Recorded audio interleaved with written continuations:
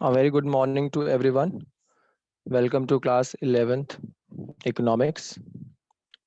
And today we are going to revise the chapter which we have completed, that is sources of business finance. This chapter carries the highest weightage, as you all know that it is really very significant in accounts and business studies both subjects. I told you a business have to arrange a lot of funds from various sources for its running, right? Because if I am running my business, whether I am a company, whether I am a partnership firm, whether I am a sole proprietor, I am a cooperative society, or I am any form of business, I definitely need funds for my business. Don't you agree? We all need funds for our business if we are running the business, because a business is actually required, funds are actually required in every kinds of business to run it, to purchase some fixed assets, not only fixed assets but to get the working capital, that is non-fixed assets also, right? So this chapter was about that how we are going to get the funds from which source I'm going to get the funds. When first point, from which source I'm going to get the funds, and second point, whether it would be feasible to get the funds from that source which I'm thinking. For example, I'm thinking to get the funds from loan, that I'll take loan from the commercial bank. The question arises whether I'm able to get the loan from commercial bank, whether that commercial bank is going to give me or is going to grant me the loan very easily, what all documentation need to do, how I need to pursue the method of taking loan from bank, because it is not easy at all.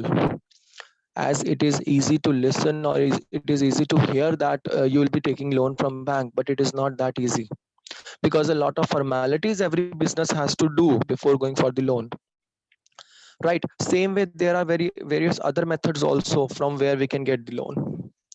For example, the loan from financial institutions. I told you that we can take loan from commercial bank, we can take loan from financial institution, but loan gives us the dual liability. Loan give us the dual liability. Do you know about the dual liability? The first liability was giving back or repayment of that loan which I have already taken from the bank or financial institution. I have to give back that loan, मुझे वो loan वापस देना है पहले तो. This is the first liability. Second, what is the second dual liability if I'm going to take the loan from bank or financial institution or from anybody? Interest. Yes, interest is the second liability which I need to give. That means the loan gives you dual liability, so it is not that easy to take the loan, right? Then I told you that we can take loan from debentures also, in the form of debentures also. That means this is the loan from public, this is the loan from public which is in the form of debentures, which is in the form of debentures. So ultimately we can take the loan from debentures also, from public also. So we have already studied, but in brief I will let you know again that a company can have two kinds of funds, which means a company can raise funds from two sources. Remember those two sources?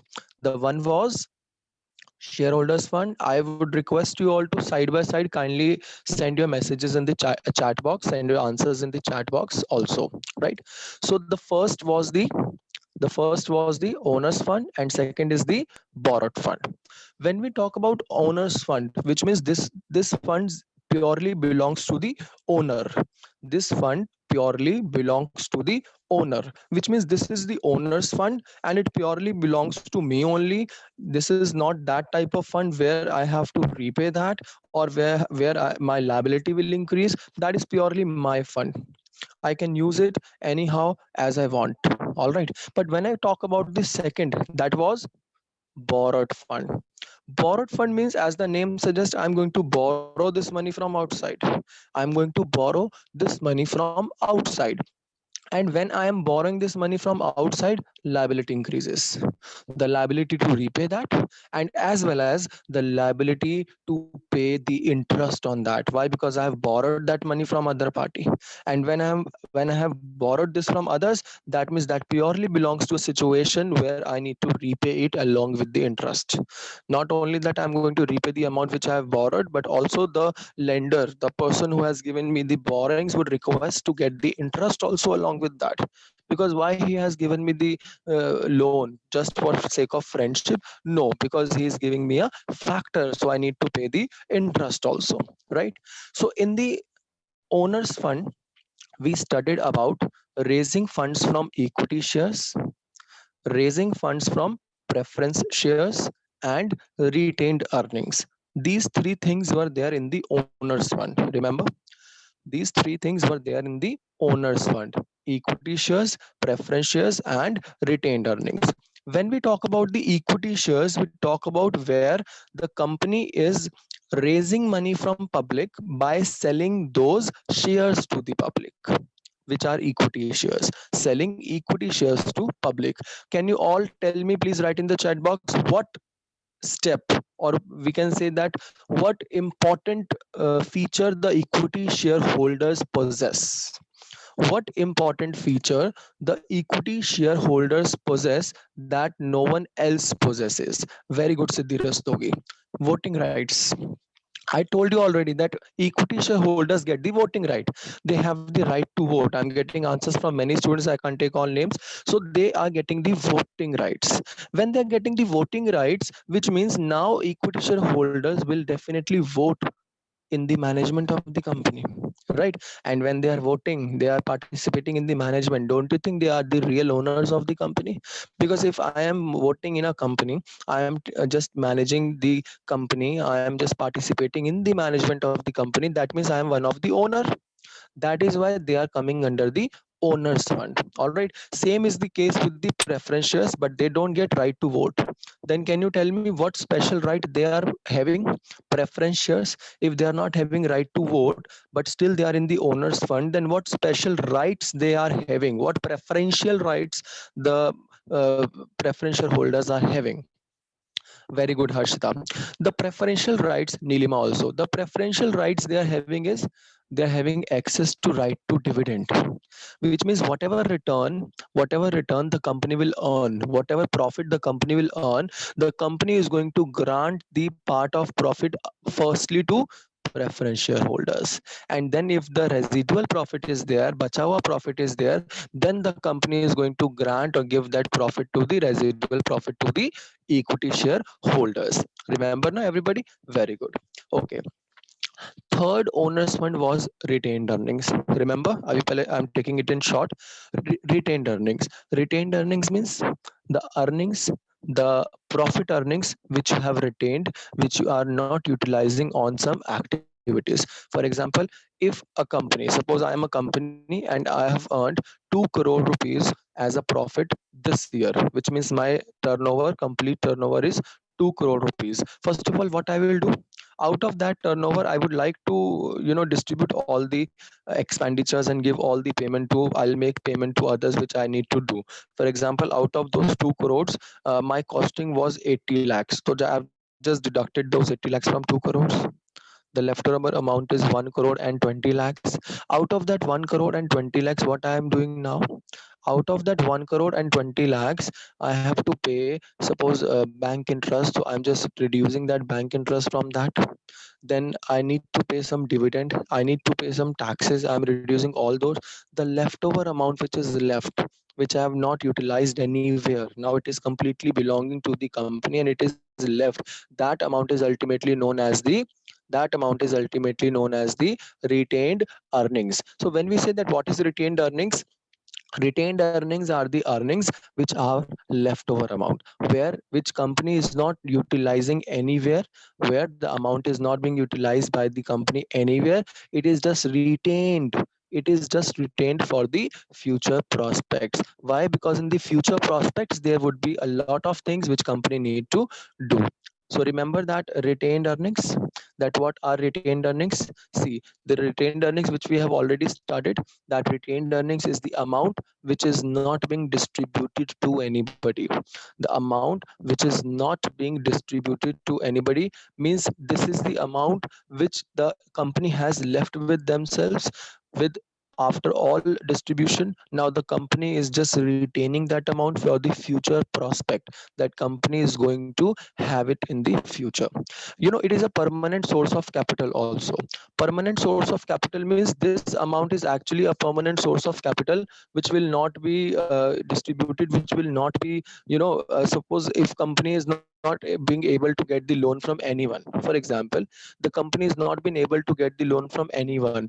At last the company has an option of retained earnings. If company has that, if company has those retained earnings, at last company have the option of retained earnings. Company will keep that amount with themselves and company will use that amount. So it is a permanent source of capital, that from if in the last, if company is not being able to get the loan from anybody, or if company is not being able to raise the capital from anybody, then definitely there is a last option left with the company itself, and that is the retained earnings, right? Do you think that there would be any explicit cost? Is there any explicit cost on the retained earnings? Explicit cost, I told you, which we have to pay to the outsiders. Is there any? For example, if I'm taking loan from SBI or PNB, definitely they'll demand for interest. I'll have to pay the interest on that. That is my explicit cost on that. If I am if I'm taking loan from financial institution, same way I have to make the interest payment. That is the explicit cost. If I have to go for the equity shares also, which is even in the owner's fund, but still I have to pay the dividend on those equity shares. Same way I have to pay the dividend on the preference shares. So there are always some returns, right? Some explicit cost involved. But do you think there is any explicit cost involved in the retained earnings? I got the answers in the chat. There is no explicit cost on the retained earnings. Why would be there any explicit cost on the retained earnings? मेरा बचा हुआ पैसा, आपकी pocket में पैसा पड़ा रहता है जो आपने सेव किया है. Your parents gave you rupees 1000 to spend, right? You spent almost 800 rupees on your belongings, on your things which you need. 200 is still in your pocket, and all your expenditures are over. You have kept 200 rupees for the future, that I'll be using it for the future. That is your retained earnings. That is your retained earnings, and there is no explicit cost involved that you have to pay some interest on that. Not at all. So if you are using rupees 200, your pocket money, rupees 200 in your future, in the future timings, you don't have to pay any explicit cost on that. There is no need for any interest, any dividend, any of the return which you have to pay on those 200. Why? Because that is your permanent source. That is yours retained earning, and there is no need to pay to outsiders. Remember? Acha, one point I told you about retained earnings in the in its merits, that it helps you to absorb the unexpected losses, or it helps you to absorb the unexpected shocks in the business. Remember that point? It helps you to absorb the shocks in the business. What happens when the company is able to absorb the shocks in the business? Of course, if any loss or if any shock is arising in the business anytime, and if company has retained earnings, there won't be any problem. We all have faced the situation of lockdown, है ना? Lockdown की situation, everybody in the country has faced that situation. That was actually a shock. That was actually a shock, because nobody was even expecting anything such like that markets would be closed, business would be closed for almost 2.5 to 3 months, complete lockdown in the country. That was actually a shock to the businesses. And those businesses who did not have retained earnings, those, please listen to me, very important point. I told you earlier also this thing. Those businesses which did not have any retained earnings, they could not survive during that lockdown. They could not survive during that lockdown.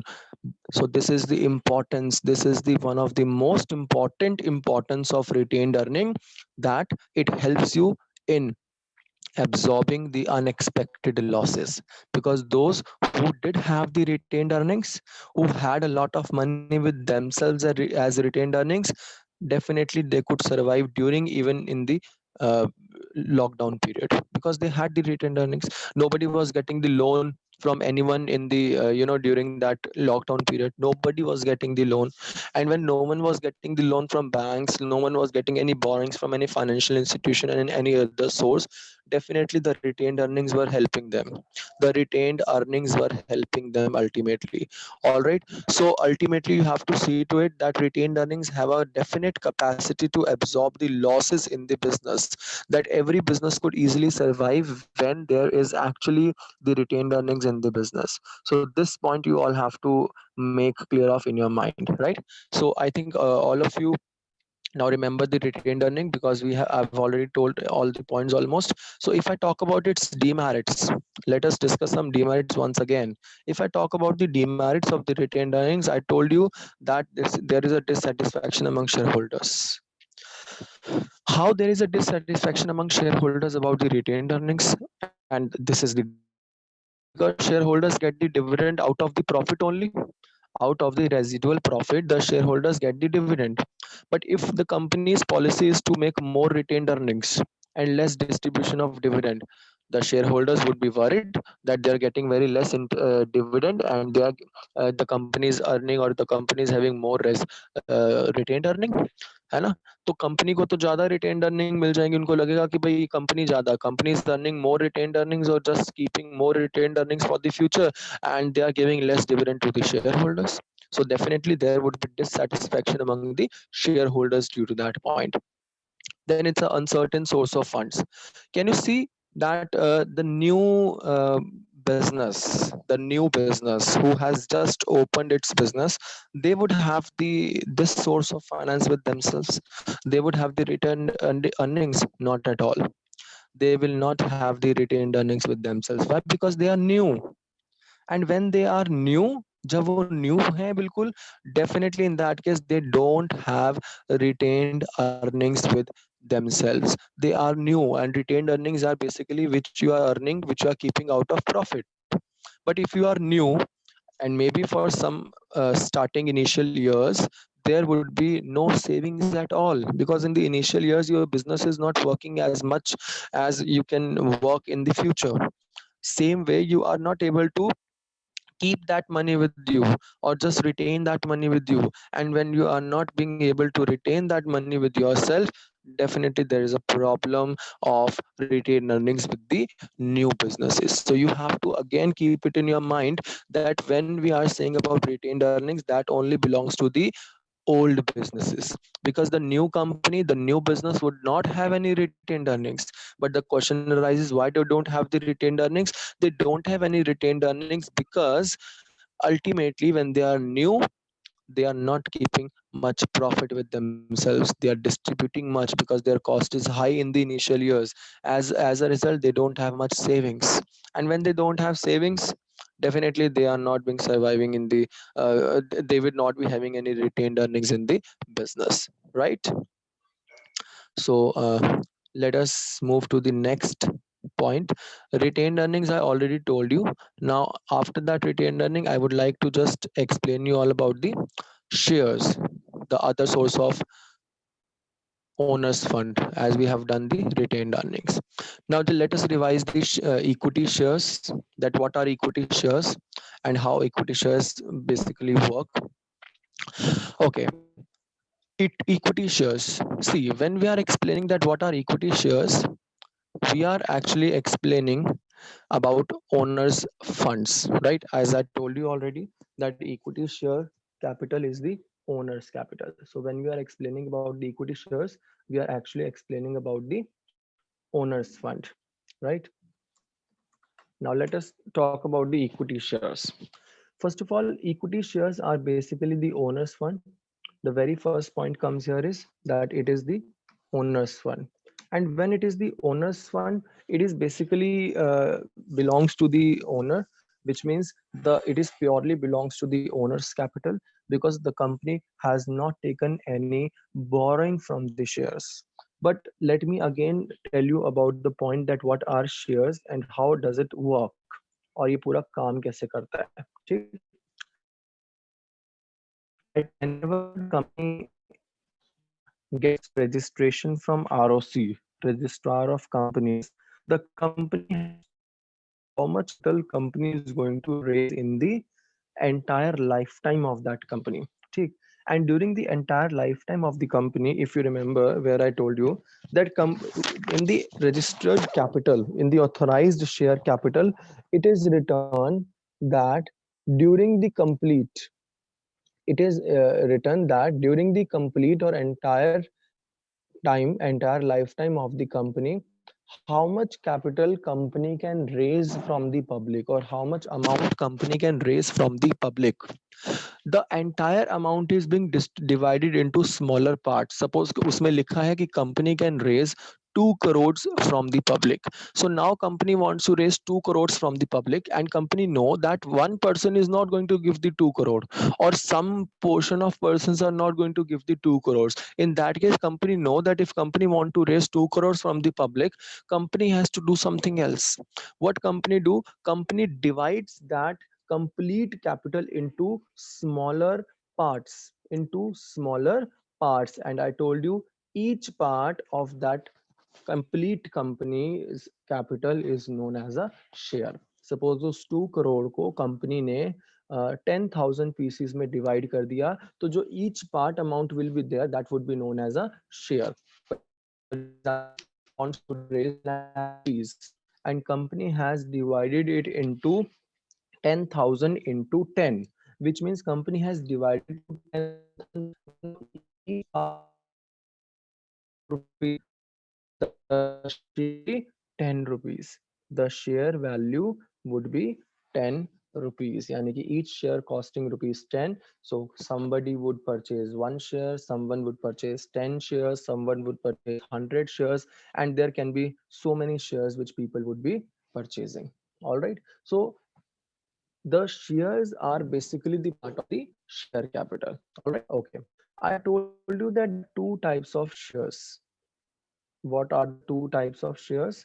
The two types of shares are the equity shares and preference shares. Remember, equity shares and preference shares. Again, the question arises, what are equity shares and what are preference shares? Very important question for exam 2, because that difference may come into exam, that what are equity shares and what are preference shares, and on various bases you have to explain the difference. So in that case, I can clearly say that if I talk about the equity shares, the equity shares are ultimately those shares which are having right to vote. Yes, equity shares are those shares which are having right to vote. They are having right to vote. इनके पास right to vote है, right? Okay. इनके पास right to vote है. Then what about preference shares? तो फिर preference पास क्या है? If they have right to vote. If I talk about what preference shares have basically preferential rights. Preferential rights. Acha, so which preferential rights they people have ultimately? They people have two preferential rights. What are those two preferential rights? Those two preferential rights are right to claim dividend, and right to get payment, yeah, repaid first. Then equity shareholders. Yes, this is their preferential rights. Their preferential rights are basically that first they'll have dividend first. You know, company has to give the dividend to both, to equity also and to preference also. But company is going to dividend first to preferential holders because they're having the preferential rights. And also at the winding up of the company, when the company would be closed, first of all, to whom company is going to repay the amount of shares? To preference shares. Then would be company would be coming to equity shares. But the question arises, why? Because they are having the preferential rights. Because preference shares are having the preferential rights which equity shares are not having, which equity shares are not having. ठीक. तो ये चीज आपने और ध्यान रखनी है इसके बारे में. तो equity shares and preference shares, you have to see to it that there are equity